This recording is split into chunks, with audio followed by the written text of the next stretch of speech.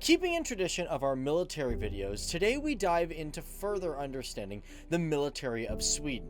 And although Sweden may be a very neutral country while occasionally lending in a helping hand in joint operations around the world, specifically in peacekeeping, the Swedish armed forces do understand the importance of a diverse specialization within its military. And as the world progresses to combat new technologies and enemies, Sweden has grown to adopt against these. And with that in mind, we take a look at the Special Forces of Sweden and find out who these great and amazing soldiers are. Good afternoon, guys and girls. My name is Dave Wapple, and welcome to FTD Facts, a channel where I look at people, cultures, and places from all around the world. And in these kind of videos, we look at the militaries and the special units that countries have. But today we are going to look at the Special Forces of Sweden. Now, this is one that's been requested for quite some time. You guys have been in the comment section saying, yo, talk about the SOG, and that's what we're doing today. But if it's your first time here, guys, and you like learning about militaries and countries, you want to hit that subscribe button and that bell notification, because that's what we do. And on top of that, if you're liking this video and you want more Sweden-related topics or topics around special forces, just hit that like button, because if we get a lot of likes, then we know to continue to do more. Now let's get rolling. Now, I'm not gonna lie, one hard thing is finding information about this particular unit, because it is, well, first of all, a special forces unit, and they don't like to tell a lot of the public what they are doing, so it makes finding information really tough to do. And although we're gonna talk about the SOG, you should keep in mind that Sweden has had a lot of different special forces units throughout its military history. And the reason some of them are not around today is because they actually merged with the SOG, and I'm going to get into that in this video. Because first of all, let's just get a general understanding of what special forces units are actually required to do within the country. To quote off of Sweden's military website, the SOG are Special Operations Task Force Groups. They are a core unit of the special forces within Sweden, and they provide unique and unconventional capabilities to achieve a strategic goal. Also, heads up, while we're doing this video, you guys may see some footage of certain units that are not classified as special forces. Now, the reason for that is because finding actual photos on the SOG or any special forces unit is kind of a hard thing to do as well. And on top of that, some people just tag this as a special forces group, so if we find them on Google, then we're kind of stuck. So the SOG, what does it stand for? Well, they are known in English as the Special Operations Task Group. And to pronounce it in Swedish, although I'm probably going to mess this up, because I know a lot of you guys in the comment section, you guys love to take the piss out on me, being like, you mispronounced it wrong, but let's give it a shot. I think it's pronounced Särskilda Operationsgruppen. I think that was right. But one thing that's really important to know about the Special Forces Group is it's rather new on the block when it comes to new military units within the country. As a matter of fact, this particular Special Forces unit has only been around since 2011. It's like, well, at the time of recording this video, it's like 7 years old.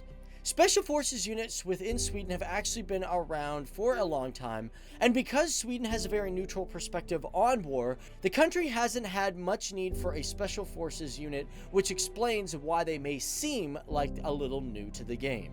Now, the reason this group was formed in 2011 was very similar to how Dutch Special Forces groups were formed. They were actually merged from two different units into one major unit.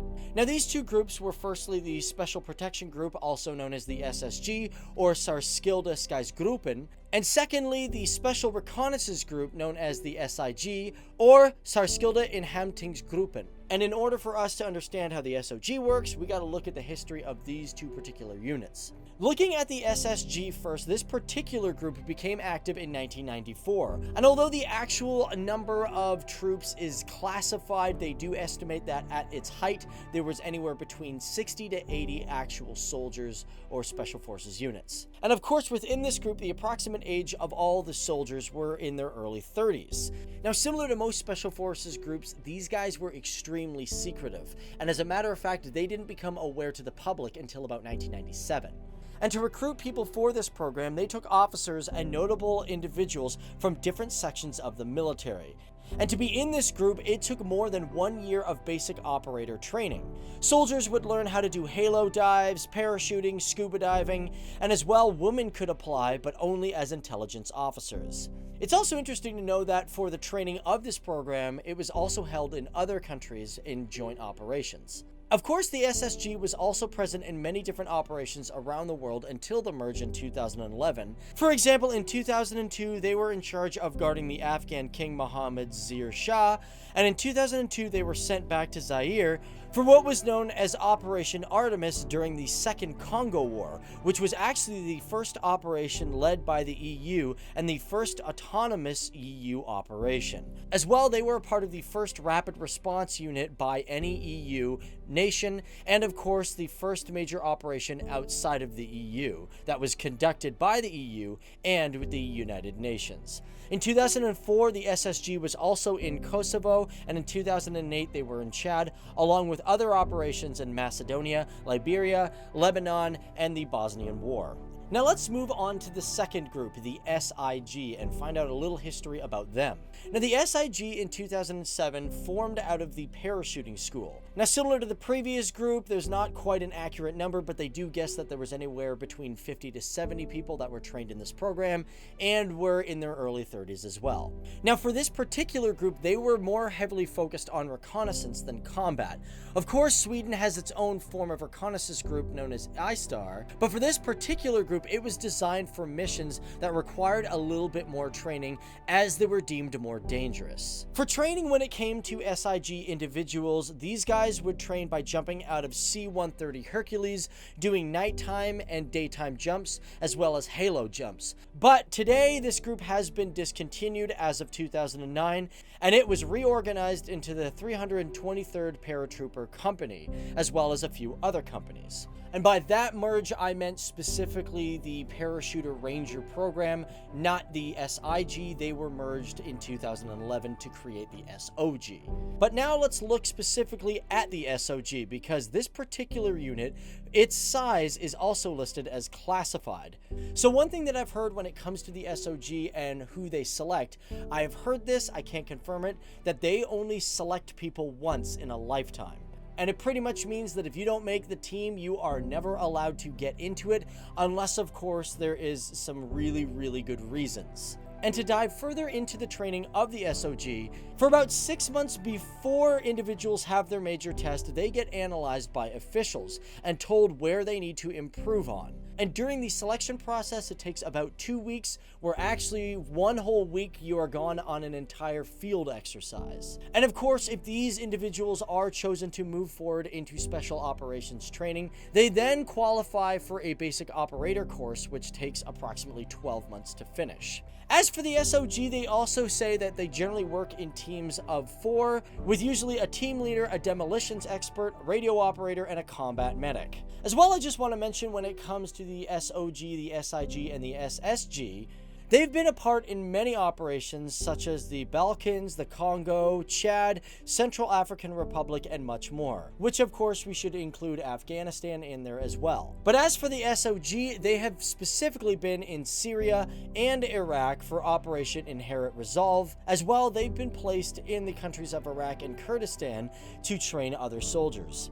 And for all these groups, no matter where they've come from or whether they've merged into the new group known as the SOG, their garrison and headquarters have always been located in Carlsberg, Sweden. So there you have it. That is a look at the Special Forces of Sweden. Of course, we've missed some major facts. And like I said, guys, if you know some facts that we got wrong, or we've got some facts that we could expand on, be sure to put it down there in the comment section below, because here on FTD Facts, we like to continue learning even after we've done a video. It's the best thing about having this great community. But other than that, guys, my name is Dave Walpole, and I just want to thank you guys for tuning in and learning about these particular awesome forces. I really love doing our military videos because it's just really cool to expand our minds about the militaries. Also, keep in mind, if you haven't done it already, hit that subscribe button. And of course, don't forget to give the like button if you guys are liking this video and you want more Sweden content or you want more military content. Other than that, we'll see you in the next one. Because today, you and I learned about the Special Forces of Sweden, a force that has had a history since at least the 1950s, being a part of a military that has been around for years, despite its peaceful position. These are the soldiers of the Sweden Special Forces, the men and the women who go a little farther to put their lives on the line for the safety of the loved ones, their homes, and most importantly, their culture.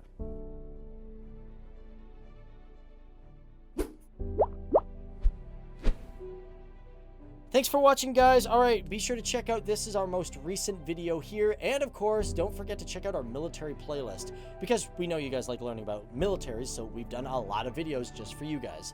Other than that, we'll see you in the next one. Later, skaters.